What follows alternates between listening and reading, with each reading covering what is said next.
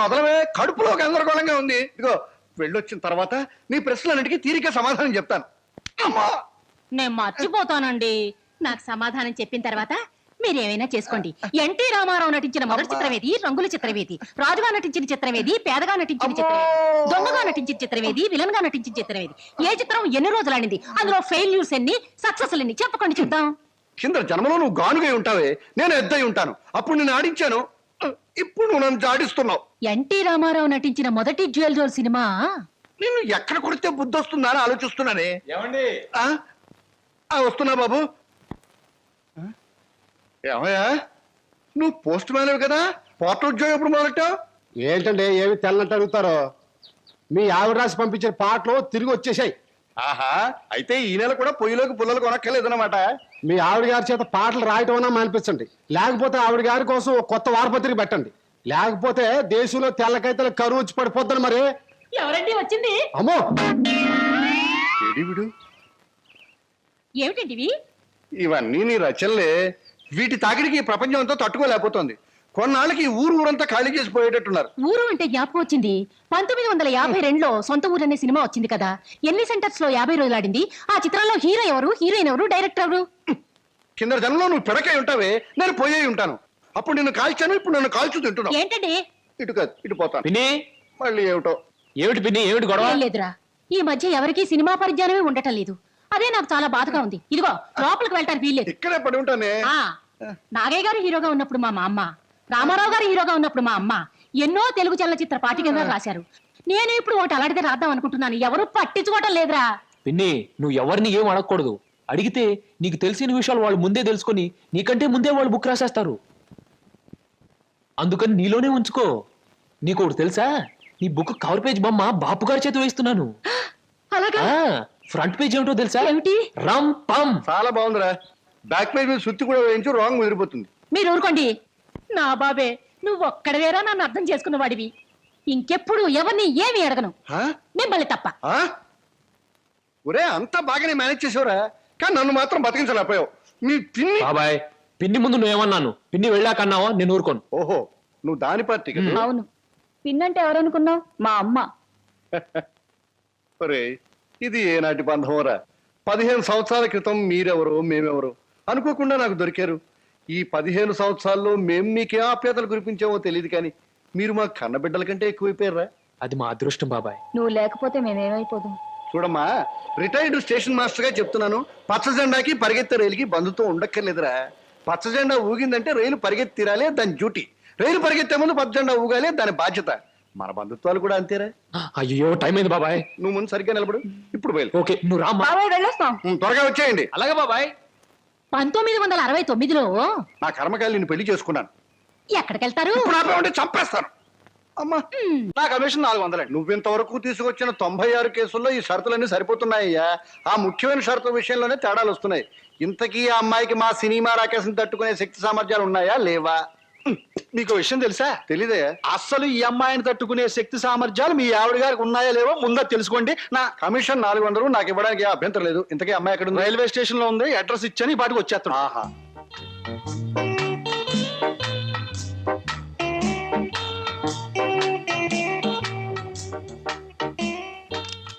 Good morning everybody. Number 10 Suryapuram ఇదేనా? అవును. రెండు అమ్మగారు, మీ గురించి ఎదురు చూస్తున్నాం. మీది దీని వెనకాల పోర్షన్.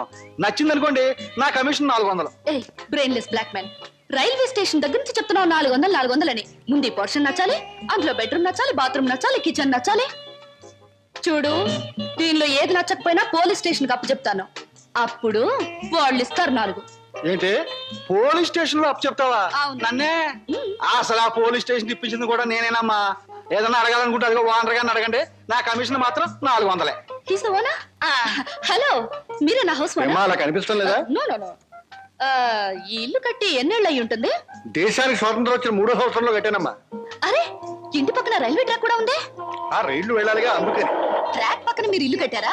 మీ ఇంటి పక్కన ట్రాక్ వేశారా? అసలు ట్రాక్ మీకు ఏమిటి సంబంధం? చూడమ్మా, నేను స్టేషన్ మాస్టర్ గా పనిచేసి 30 సంవత్సరాల తర్వాత రిటైర్ అయ్యాను. రైలు శబ్దం వినిపించకపోతే నాకు నిద్ర పట్టదు, అందుకనే ట్రాక్ పక్కన ఉంటున్నాను. ఏయ్, మామిడికాయలు బాగున్నాయే. ఇక్కడ అద్దెకున్న వాళ్ళు కోసుకోవచ్చా? కోసుకునే వాళ్ళు వేరే అద్దె కట్టాలా? లేకపోతే ఇవన్నీ మళ్ళీ అద్దెలో? స్లో స్లో స్లో చూడమ్మా, నువ్వు ముందు లోపలికి వెళ్ళి పోర్షన్ నీకు నచ్చిందో లేదో చూసుకో. తర్వాత మామిడికాయల గురించి, ట్రాక్ గురించి, రైలు గురించి, నా గురించి మాట్లాడుకుందాం. Okay. Oh, it's a beautiful location. I think this the bathroom. Bathroom బాగుందండి. అలాగే. House is beautiful. నాకు చాలా నచ్చింది. అమ్మా, ఇది నేనుంటున్న ఇల్లు, ఇది నువ్వు ఉండాల్సింది. ఓ, ఇట్స్ ఆల్ రైట్. ఎవరి అమ్మాయి? అచ్చం ముద్ద మందారలా ఉంది. నా పేరు వరలక్ష్మి అండి. వరలక్ష్మో సీతామలక్ష్మో నాకు అనవసరం. నేను మాత్రం నిన్ను ముద్ద మందారం అనే పిలుస్తాను, అంతే. చూడమ్మాయి, సినిమా జ్ఞానం లేని వాళ్ళు నా చుట్టుపక్కల ఉండడం కూడా నేను భరించను. కాబట్టి సినిమాల గురించి కొన్ని ప్రశ్నలు అడుగుతాను, చక్కగా సమాధానం చెప్పు. 1975లో ఒక చిత్రం రిలీజ్ అయింది. ఆ చిత్రం మొదట్లో హీరో లేడు, కథానాయకుడు లేడు కదా అని ఫ్యాన్స్ అంతా తిరగబడ్డారు. ఫ్యాన్స్ తిరగబడ్డ 3వ రీల్లో కథానాయకుడు వస్తాడు. ఆ చిత్రం పేరేమిటి? కథానాయకుడు ఎవరు? పాడైన థియేటర్ ఏది? ఏ ఊరు? ఏ ఫ్యాన్స్? ఆ చిత్రం నిర్మాత ఎవరు? అసిస్టెంట్ డైరెక్టర్ ఎవరు? అమ్మా, శివధనస్సు విరిచేకే రాముడికి చేతి తక్కింది. మా ఆవిడ నోరు ముయించాకే నీకు ఈ వాటా దక్కుతుంది. ఆంటీ, మీరు అడిగిన ప్రశ్నలన్నిటికీ నేను జవాబు చెప్తాను. ముందు నేను అడిగిన వాటికి మీరు చెప్పాలి, ఓకే? మీ ఇంట్లో కిటికీలెన్ని, గుమ్మాలెన్ని, వాటికి తలుపులెన్ని? కిటికీల సంఖ్యలోంచి గుమ్మాలు తీసేసి వాటి తలుపుల సంఖ్యను కలిపితే వచ్చే మొత్తం ఎంత? నేనుండబోయే ఈ పోర్షన్ కున్న పెంకులన్నీ లెక్క పెడితే ఎన్ని లెక్కకొస్తాయి? 1250 రూపీస్ 20 పైసా అడ్వాన్స్ ఇచ్చి ఇంటి అద్దె కింద కట్ చేసుకోమంటే ఎన్నాళ్ళు నీ ఇంట్లో ఉండొచ్చు? మీ వయసు ఎంత? 100లోంచి ఎంత తీస్తే మీ కరెక్ట్ వయసు వస్తుంది? మీ ఎత్తు ఎంత? అంకుల్ మీకన్నా ఎన్ని అంగుళాల ఎత్తు? హిందూ మహాసముద్రం ఇండియాకి ఎటువైపు ఉంది? దాని లోతెంత? దానిలో పర్వతాలెన్ని, అగ్ని పర్వతాలెన్ని, దాంట్లో చేపలెన్ని, తిమింగళాలెన్ని, పిత్తపరిగలెన్ని, దాని కూర ఎన్నిసార్లు తిన్నారు? ఇప్పుడు తెచ్చి అమ్మా, పాపం ఒంట్లో ఉన్న నీరంతా బయటకు వచ్చేసింది. నాకు ఉన్నది ఒకటే పిల్లలు, ఇవాళ కుదిలే. ఇల్లు చూద్దాం పద. ఓకే. ఏ బ్లాకీ, సామాన్ లోపల పంపించు. పదండి అంకుల్. పదమ్మా. ఇదే నీ వాటా. చాలా బాగుంది. ఇన్నాళ్ళకి మా ఆవిడకి విరుగుడు దొరికావు. నేను ప్రమాదంలో పడ్డప్పుడల్లా నన్ను ఇలా కాపాడుతుండు. నీకు అద్దెలో 25 రూపాయలు రిబేట్ ఇస్తున్నా. Thank you uncle. నీ పేరేమిటమ్మా? స్వప్న. నువ్వు ఒక్కదానివే వచ్చావు, మరి నీ వాళ్ళెవరు లేరా? ఎందుకు లేరు? చాలా మంది ఉన్నారు. ఎక్కడున్నారో తెలియదు. అదేమిటి? పేరు చెప్పానుగా, స్వప్న అంటే కళ. కళ? I'm a dream.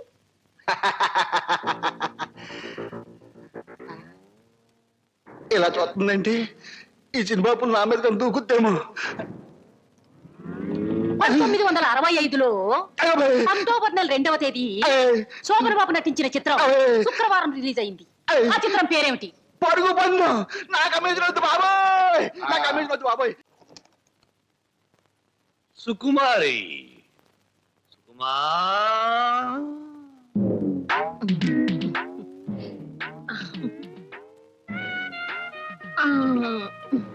మీరేనా సుకుమారి తల్లి గారు? మీ అమ్మాయి ఎక్కడా? తల్లెవరు పిల్లెవరు? నేనే సుగంధం సుకుమారిని, సీట్ సిట్టిని.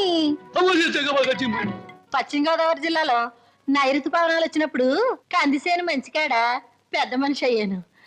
ఋతుపవనాలు వంటబెట్టి అంతమందం పెరిగాను గాని ఏది ఈ నెలాఖరికి 17వ సంవత్సరం తక్కువ దాటుద్ది. మీరేనా ప్యాసింజర్? ప్యాసింజర్ లేదు, ఎక్స్ప్రెస్ లేదు, గూడ్స్ బండి లేదు. నువ్వు బయటికి పో. తెలుపమంటారేటి? ఏడ్సేను బాబు, కంగారు అయిపోయింది. ఊళ్ళో క్రికెట్ మ్యాచ్ వచ్చింది కదా, సరికంతా అట్లకి వెళ్ళిపోయింది. ఈ ఏళ్ళకి సోమవారం మౌన రథం. మీరు పిలిపించారు అనగానే రథం తీసి గూట్లో పెట్టేసి పరిగెట్టుకు వచ్చాను. పుల్లకాల సీటా, అక్క సీటా? నువ్వు అడుగు ముందుకు వేసిన శీలాన్ని పొడు చేయదు. వెళ్ళిపో, వెళ్ళిపో. ఇదేడు బాబు కళా నిజమా? చెక్కాల అంబోధం గారంటే చెక్కా కాదు నక్కిని, బొక్క. అదే బొక్కాల అంబోధరం గారంటే మా పేట అంతా కథలుగా చెప్పుకుంటారు. తీరం వచ్చితే మీరేడు బాబు నీరసపడిపోయి నీరు గారిపోతున్నారు. అది బతికున్న రోజుల్లో, ఇప్పుడు నీరసం వచ్చేసింది. నా గురించి తక్కువ అంచనా ఎత్తున్నారో ఏటో. నాకు చాలా రికార్డు ఉన్నది. శ్రీకాకుళం దగ్గర నుంచి శ్రీహరికోట దాకా సింహనుడు సుగంధం సుకుమారి అంటే పడి చచ్చిపోయేవారు. ఒకప్పుడు పోయేవారు, ఇప్పుడు పైకే పోతారు. నువ్వు వెళ్ళిపో.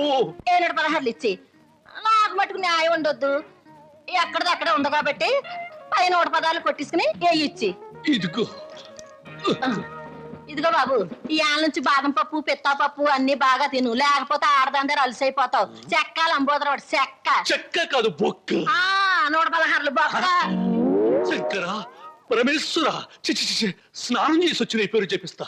ఎక్కడ బాత్రూమ్? ఇక్కడ. ఒరేయ్, హాయ్ బాబాయ్. నువ్వు బొత్తిగా తమిళనాడు ఎక్స్ప్రెస్ అయిపోతున్నావురా. పెట్టి సర్దుకోవడం, ఈ రైలు ఎక్కడం ఆ రైలు దిగడం, మధ్యలో డిస్కో డిస్కో అంటూ ఉండడం. నాకు ఇదే నచ్చలేదురా. నేను చెప్పింది గుర్తుందా? ఉంది. చెప్పు. ఎట్టి పరిస్థితుల్లోనూ కృష్ణాష్టమికి 2 రోజుల ముందు ఉండాలి. అదే పొరపాటు. నువ్వు వచ్చిన తర్వాత కృష్ణాష్టమి 2 రోజులకి రావాలి. నేను ఇప్పుడు వెళ్ళాలి. వెళ్ళు.